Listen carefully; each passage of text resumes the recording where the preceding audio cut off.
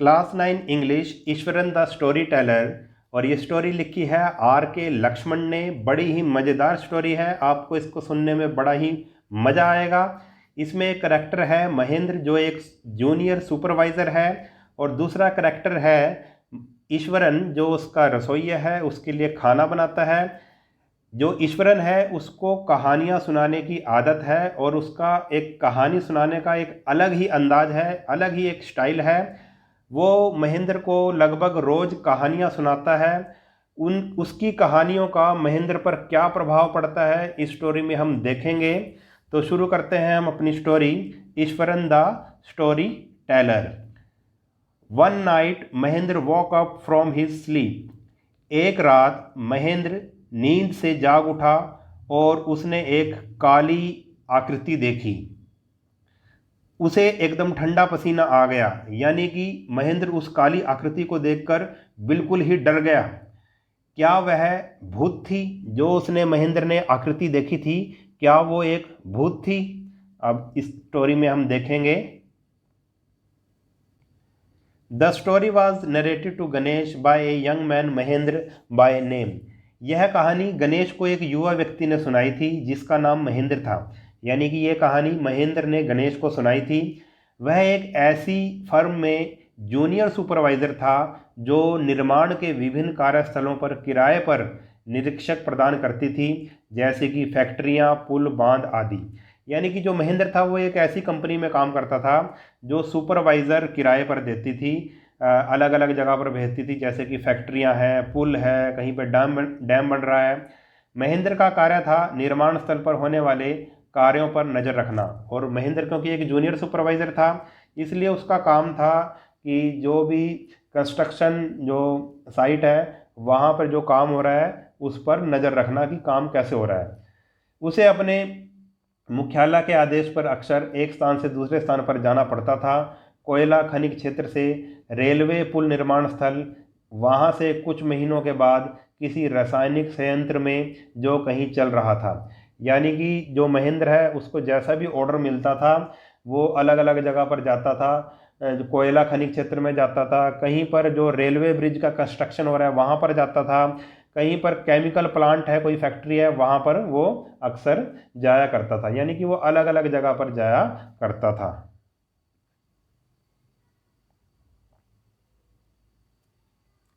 He was a bachelor. वह कुंवारा था, यानी कि उसकी अभी शादी नहीं हुई थी।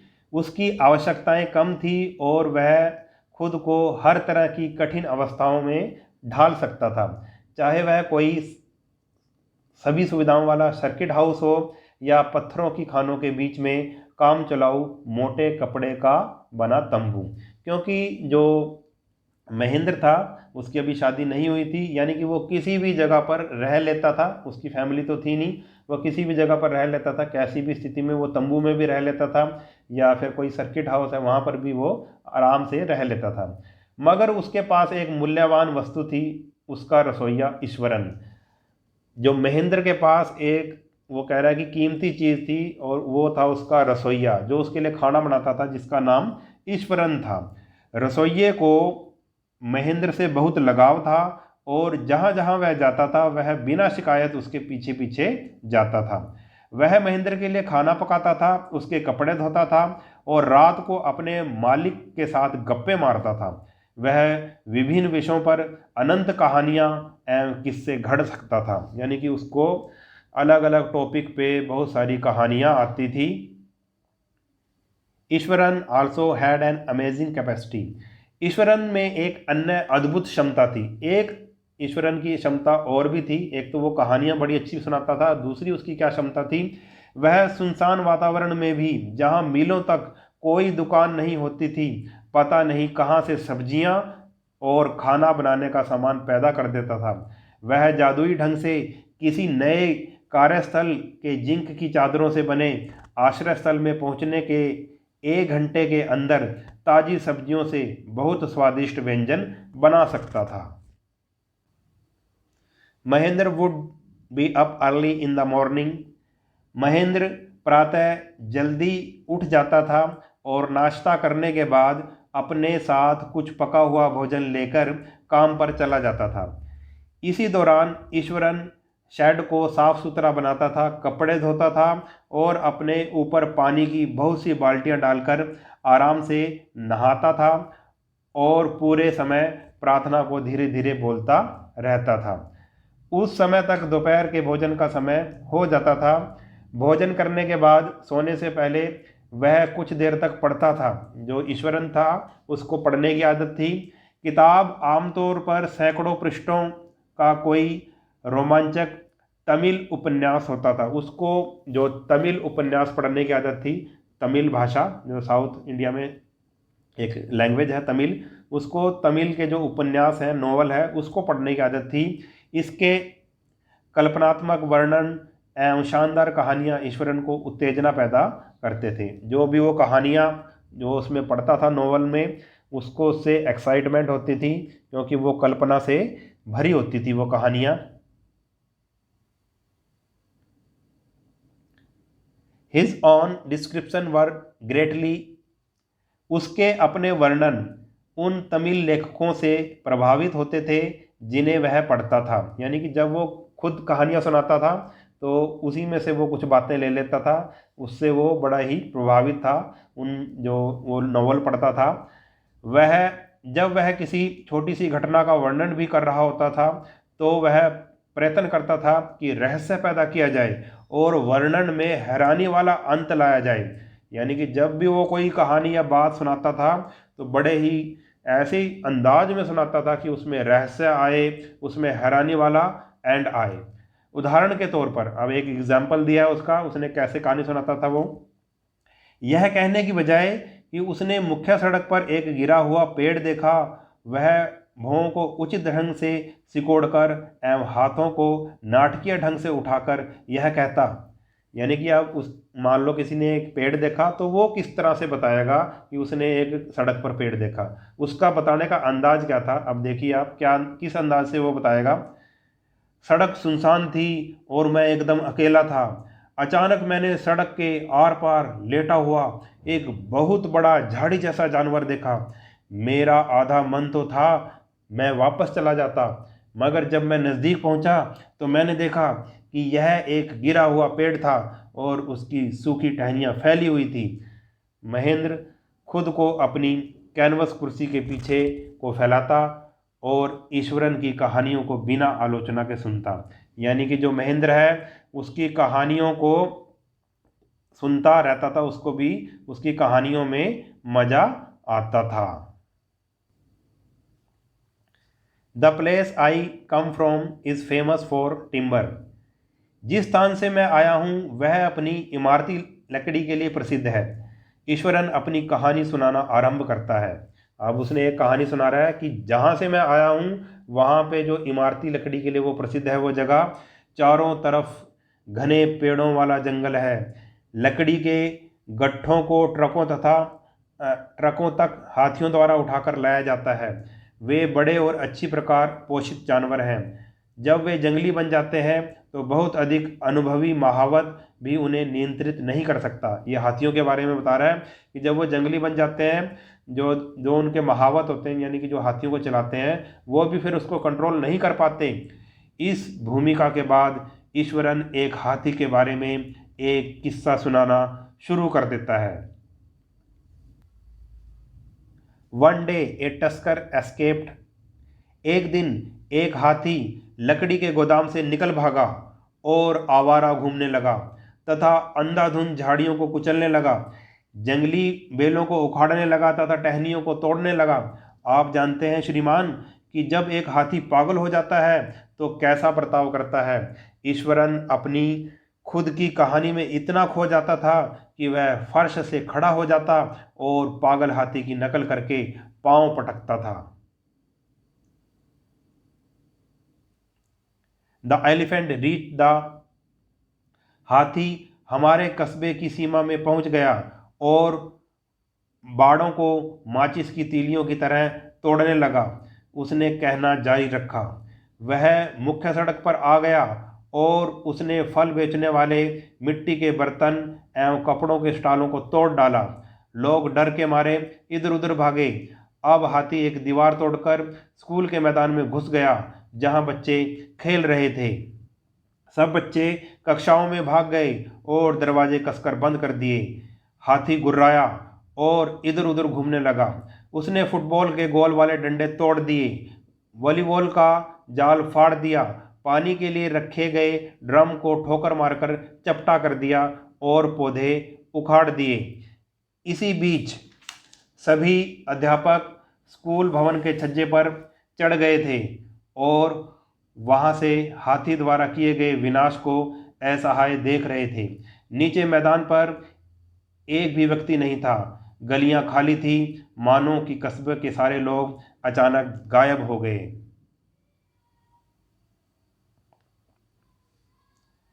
I was studying in the junior class. अब ईश्वरन बता रहा है, मैं उस समय जूनियर कक्षा में पढ़ता था और छत से सारे नाटक को देख रहा था। मैं नहीं जानता कि अचानक मुझे क्या हो गया। मैंने एक अध्यापक के हाथ से छड़ी छीन ली और सीढ़ियों से नीचे भागकर खुले में आ गया। हाथी चिंगाड़ा और उसने खतरनाक ढंग से वृक्ष की टहनी हिलाई जो उसने अपनी सूंड में पकड़ी हुई थी। उसने अपने पांव पटके और बहुत सी मिट्टी और कीचड़ उछाला। वह बड़ा भयानक लग रहा था, मगर मैं हाथ में छड़ी लेकर उसकी तरफ धीरे धीरे बढ़ा। हाथ साथ के घरों की छतों से लोग मंत्रमुग्ध होकर दृश्य को देख रहे थे। हाथी ने लाल आंखों से मेरी ओर देखा और मेरी तरफ भागने के लिए तैयार हो गया। उसने अपनी सूंड उठाई और जोर से चिंगाड़ लगाई। उस वक्त मैं आगे बढ़ा और अपनी सारी शक्ति इकट्ठी करके तेजी से उसके पैर की तीसरी उंगली पर प्रहार किया। जानवर एक क्षण के लिए भौचक्का सा रह गया, तब यह सिर से लेकर पैर तक कांपा और गिर गया। यानी कि उसने उसकी तीसरी उंगली पर प्रहार किया और हाथी गिर गया। एट दिस पॉइंट, इस बिंदु पर ईश्वरन कहानी को अधूरा छोड़ देता था और वह बुड़बुड़ाते हुए उठ जाता था। मैं गैस जलाकर और भोजन गर्म करके अभी वापस आऊँगा। यानी कि उसने कहानी को पूरा नहीं किया और बीच में से उठ जाता था और कहता था कि भाई मैं गैस जलाकर और भोजन गर्म कर कर अभी वापस आता हूँ। महेंद्र जो कहानी को पूरे ध्यान से सुन रहा था, बीच में ही लटक जाता था। यानी कि महेंद्र तो बीच में ही रह गया कि अब आगे कहानी का क्या होगा। जब वह लौट कर आता था तो ईश्वरन कहानी को एकदम दोबारा शुरू नहीं करता था। महेंद्र को उसे याद दिलाना पड़ता था कि कहानी का एंड अभी बाकी है। खैर, जानवर को होश में लाने के लिए पशुओं को डॉक्टर बुलाना पड़ा। ईश्वरन लापरवाही से कंधे उचकाकर कहता। 2 दिन बाद उसका महावत उसे वापस जंगल में ले गया।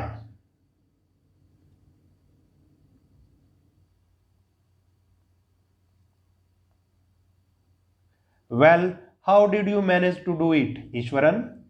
खैर ईश्वरन, तुमने यह कैसे किया? तुम जानवर को पछाड़ने में कैसे सफल हो गए? अब ईश्वरन बोल रहा है, श्रीमान, मेरा विचार है इसका कुछ वास्ता एक जापानी कला से है। इसे कराटे या जुजित्सु कहते हैं। मैंने इसके बारे में कहीं पढ़ा था। यह स्नायु प्रणाली को अस्थायी रूप से सुन्न कर देती है। तुमने देखा, ये जो जो मैंने जिस चीज़ का ट्रिक का इस्तेमाल किया था वो एक कराटे की ट्रिक है और ये जो नर्वस सिस्टम को क्या कर देती है, सुन्न कर देती है। नॉट ए डे पास्ट, एक भी दिन ऐसा नहीं बीतता था जब ईश्वरन कोई ऐसी कहानी नहीं सुनाता था जो साहस, भय और रहस्य से भरी हुई नहीं होती थी।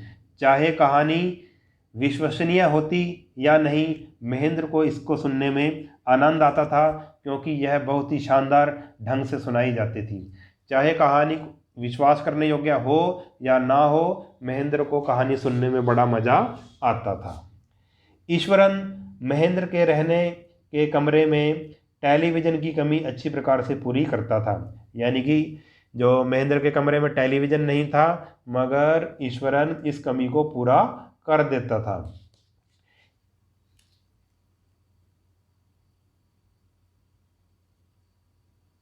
One morning when Mahendra was having breakfast, एक सुबह जब महेंद्र भोजन कर रहा था तो ईश्वरन ने पूछा, क्या मैं आज रात के भोजन के लिए कुछ विशेष बना सकता हूँ श्रीमान जी?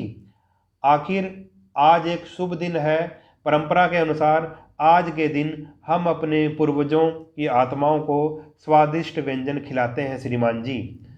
उस रात महेंद्र ने बहुत स्वादिष्ट भोजन का आनंद उठाया और ईश्वरन को उसकी पाक कुशलता के लिए बधाई दी। और ईश्वरन को उसने बधाई दी कि तुमने बहुत अच्छा खाना बनाया। वह बहुत प्रसन्न दिख रहा था, मगर एकदम बिना आशा के अलौकिक शक्तियों के बारे में अलंकृत रूप से वर्णन करने लगा। और फिर वो अलौकिक शक्तियों के बारे में, यानी कि ऐसी शक्तियां, भूत प्रेतों के बारे में वो अब कुछ कहानियां सुनाने लगा।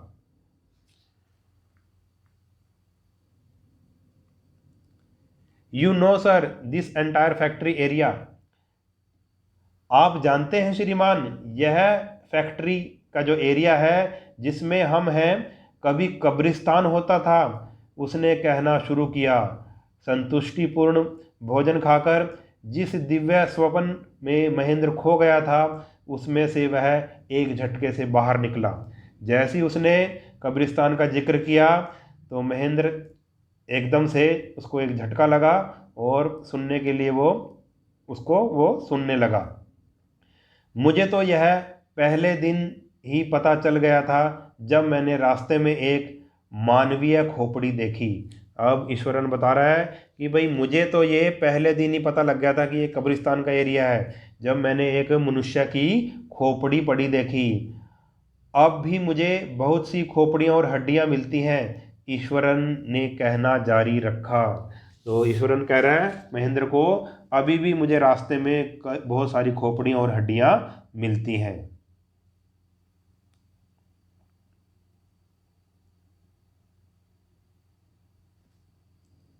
He went on to narrate how he sometime, उसने कहना जारी रखा कि किस प्रकार उसे कई बार रात को भूत नजर आते हैं। श्रीमान जी, मैं इन चीज़ों से जल्दी से नहीं डरता, मैं एक बहादुर व्यक्ति हूँ। जो ईश्वरन महेंद्र को कह रहा है कि मैंने कई बार रात को भूत देखे हैं और मैं इन चीज़ों से नहीं डरता, मैं एक बहादुर व्यक्ति हूँ। लेकिन एक औरत का भयानक भूत जो कभी पूर्णिमा की रात को आधी रात के समय नजर आता है, यह एक भद्दा प्राणी है। इसके बाल जमे हुए हैं और चेहरा सिकुड़ा है जैसे कोई अस्थि पिंजर हो, और उसकी बाहों में एक बच्चा होता है। फिर वो एक औरत भूत की बात बताता है कि उसका इस तरह का चेहरा है, भद्दा चेहरा है, उसके बाल जमे हुए हैं, चेहरा सिकुड़ा हुआ है और वो एक अस्थि पिंजर जैसी लगती है और उसके बाहों में एक बच्चा होता है।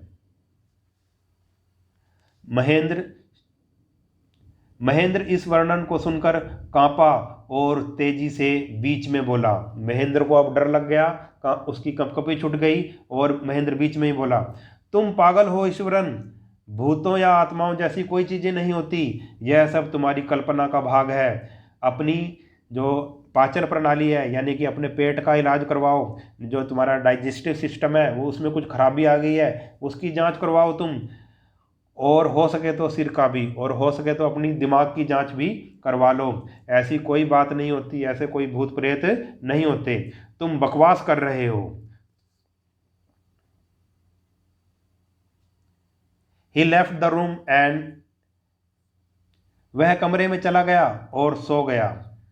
उसे यह आशा थी कि ईश्वरन 2 दिन तक नाराज होगा। जो महेंद्र था अब कमरे में चला गया और सो गया, और उसको ये लगा कि अब ईश्वरन उसके साथ नाराज रहेगा। मगर अगले दिन यह देखकर हैरान रह गया कि रसोइया हमेशा की तरह खुश और बातूनी था।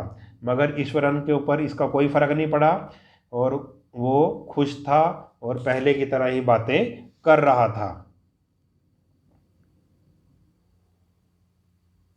From that day on Mahendra, उस दिन के बाद महेंद्र अपनी बहादुरी की बातों के बावजूद कुछ बेचैनी से सोता था।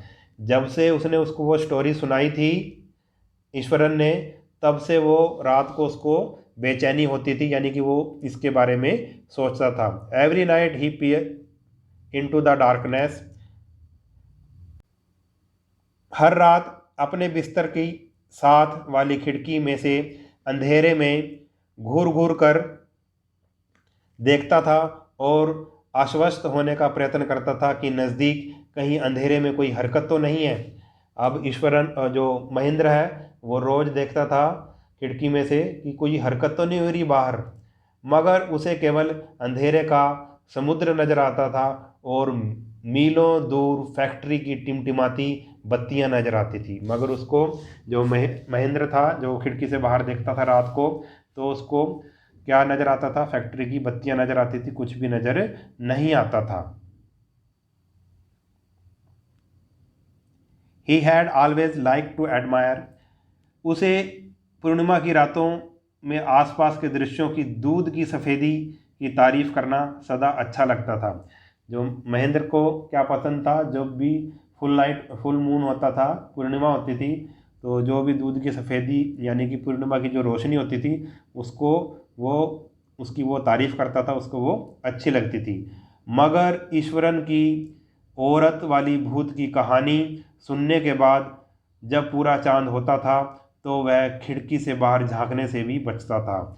यानी कि जो ईश्वरन ने उसको कहानी सुनाई थी कि वो जो भूतनी है वो पूर्णिमा की रात को आती है, तो तब से वो जब भी पूर्णिमा की रात होती थी, जो महेंद्र है वो खिड़की से बाहर झांकने के लिए बचता था कि मैं खिड़की से बाहर ना झांकूं।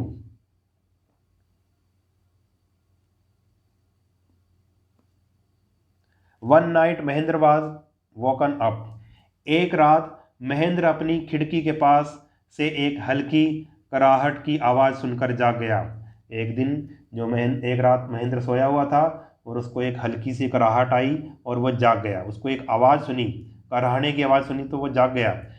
पहले तो उसने सोचा कि कोई बिल्ली चूहे की तलाश कर रही है, मगर आवाज़ इतनी अधिक गले से निकली हुई थी कि बिल्ली की नहीं हो सकती थी। उसने बाहर झांकने की अपनी जिज्ञासा को रोका ताकि उसे कहीं ऐसी चीज़ न नज़र आ जाए जो उसके दिल की धड़कन को न रोक दे। मगर कराहने की आवाज़ तेज से तेज होती गई और बिल्ली जैसी कम लगती थी। यानी कि जो आवाज़ आ रही थी वो तेज होती गई और वो बिल्ली जैसी आवाज़ नहीं लग रही थी। अब वह प्रलोभन को और अधिक नहीं रोक सका। अब वह अपने आप पे कंट्रोल नहीं कर सका। अपने आप को खिड़की के किनारे तक नीचे करके बाहर चांदनी की चादर को देखा। उसने बाहर देखा, वहां अधिक दूर नहीं एक काली धुंधली आकृति थी जिसने एक बंडल पकड़ा हुआ था। महेंद्र को पसीना आ गया और हांफता हुआ तकिए पर गिर गया। जब वह धीरे धीरे इस भयानक अनुभव से उबरा तो उसने खुद से तर्क करना शुरू कर दिया और अंत में इस निष्कर्ष पर पहुंचा कि यह किसी प्रकार का स्वतः सुझाव होगा या ऐसी कोई चाल होगी जो उसके अर्धचेतन मन ने उससे खेली होगी। यानी कि उसने जब रात को एक धुंधली आकृति देखी तो वो डर गया बहुत ज़्यादा और फिर तकिए पर गिर गया। वो अपने बिस्तर पर तकिए पर हांफता हुआ गिर गया और फिर वो सोचने लगा कि जो उसने ये भयानक आकृति देखी थी ये तो कुछ और ही चीज़ होगी। जो मेरा जो मन है या मेरा जो दिमाग है वो ऐसी ही कोई चाल चल रहा है, ऐसी कोई अपने आप ही बात बना रहा है, ऐसी कोई चीज़ भूत जैसी चीज़ नहीं होती।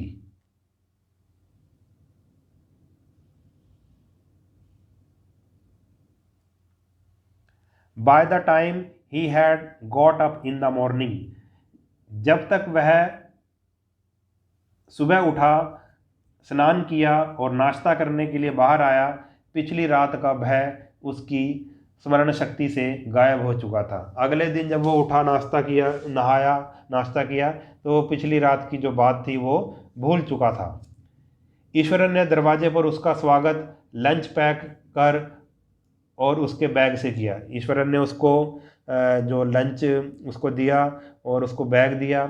जैसे ही महेंद्र बाहर निकल रहा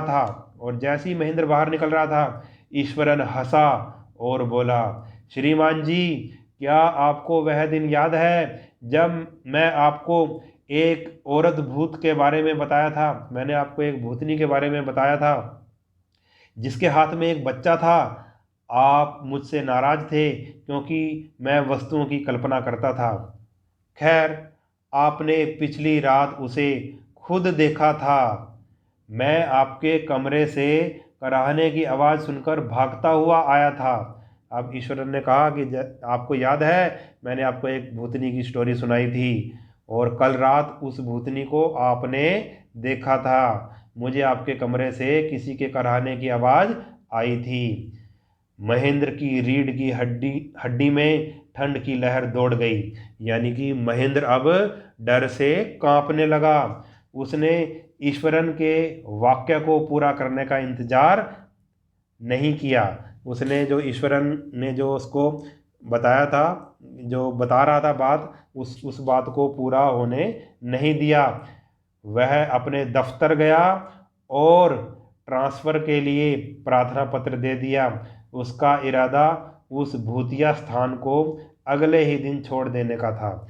यानी कि जब महेंद्र उसको बात बता रहा था, उसने उसकी बात को पूरा नहीं होने दिया। वो बहुत ज़्यादा डर गया और अपने ऑफिस में गया और उसने एप्लीकेशन दे दी कि भाई मैं इस मतलब ट्रांसफ़र की एप्लीकेशन दे दी और कहा कि मैं इस भूतिया जगह पर नहीं रहना चाहता, मैं इसको अब छोड़ रहा हूँ। अगले दिन ही उसने उस भूतिया जगह को, ठीक है, छोड़ दिया।